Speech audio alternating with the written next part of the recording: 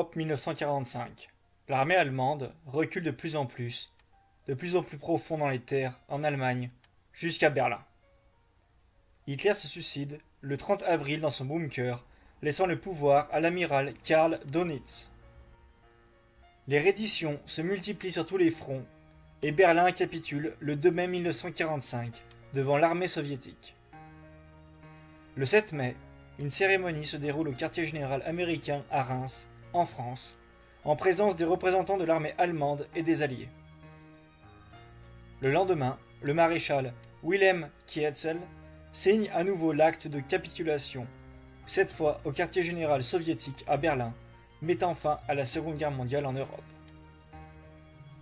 Néanmoins, dans le Pacifique, la guerre continue entre l'Empire du Japon et les États-Unis. Après un refus de capitulation, le président Henry Truman décide d'utiliser l'arme atomique. Le 6 août, Enola Gay largue Little Boy sur Hiroshima et le 9 août, Boskarsky largue Fat Man sur Nagasaki. Ces deux largages donnent un nouveau tournant à la guerre, mettant en place la dissuasion nucléaire. En effet, en seulement 2 bombes, plus de 100 000 civils japonais trouveront la mort. Le 14 août, le Conseil impérial accepte la capitulation sans condition. Enfin, le 2 septembre, Douglas MacArthur préside la signature des actes de capitulation du Japon, mettant ainsi fin à la Seconde Guerre mondiale.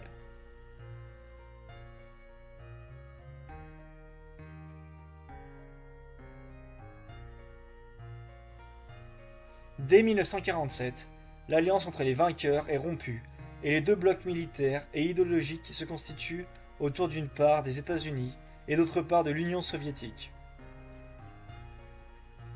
C'est le début de la guerre froide.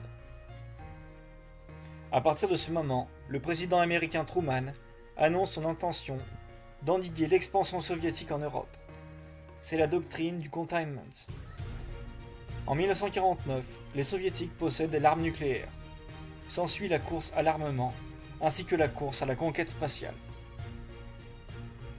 L'Europe est coupée en deux, et la menace d'une attaque nucléaire plane jour après jour. Le Royaume-Uni, durement ravagé par les bombardements de la Seconde Guerre mondiale, se prépare à faire face à une nouvelle guerre contre le bloc soviétique. C'est dans cette éventualité que la reine Elisabeth II a préparé un discours devant être diffusé le vendredi 4 mars 1983 en cas d'attaque de l'URSS.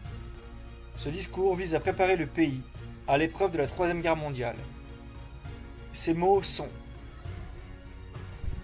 les horreurs de la guerre ne pouvaient pas sembler plus éloignées de ma famille et moi lorsque nous avons partagé notre joie de Noël avec la famille grandissante du Commonwealth. Maintenant, cette folie de la guerre s'étend une fois de plus à travers le monde, et notre pays courageux doit à nouveau se préparer à survivre contre vents et marées. Je n'ai jamais oublié la tristesse et la fierté que j'ai ressenties lorsque ma sœur et moi, nous sommes blottis autour de la Mersey sans fil, écoutant les paroles inspirantes de mon père en ce jour fatidique de 1939. Je n'imaginais pas un seul moment, pas un seul instant, que ce devoir solennel et terrible me tomberait dessus un jour. Mais quelles que soient les terreurs qui nous guettent, les qualités qui nous ont permis de garder notre liberté intacte 2 fois déjà pendant ce triste siècle seront une fois de plus notre force. Mon mari et moi partageons avec les familles de tous les pays la peur que nous ressentons pour les fils et les filles, les maris et les frères qui ont quitté notre camp pour servir leur pays.